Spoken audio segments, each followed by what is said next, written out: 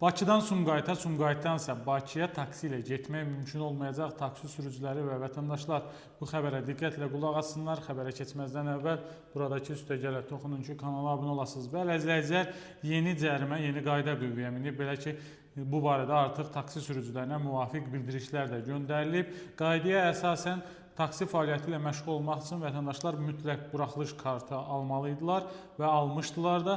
Buraxılış kartında göstərilən ərazi üzrə taksi fəaliyyətinə icazə veriləcək. Yəni, vətəndaş əgər taksi fəaliyyəti üçün Sumqayıt ərazisi üzrə buraxılış kartı alıbsa, həmin şəxs taksi fəaliyyətini Bakı ərazisində göstərə bilməz. Eyni zamanda Bakı üzrə buraxılış kartı alan şəxs də taksi sürücüsündən söhbət gedir, Sumqayıtda fəaliyyət göstərə bilməz. Bu halda cərimə oluna bilərlər. İnzibati Xətalar Məcəlləsinə əsasən cərimənin məbləği isə 50 manatdır. Yəni, Bakıda taksi fəaliyyətinə icazə verilən şəxs Sumqayıta səfər edərsə, ora sərnişin apararsa 50 manat cərimə olunacaq. Artıq müvafiq şirkətlərə də bildirişlər göndərilib. Yəqin ki, tezliklə Bakıdan Sumqayıta və əksinə Sumqayıtdan Bakıya bildiyiniz şirkətlərlə taksi sifariş vermək mümkün olmayacaq.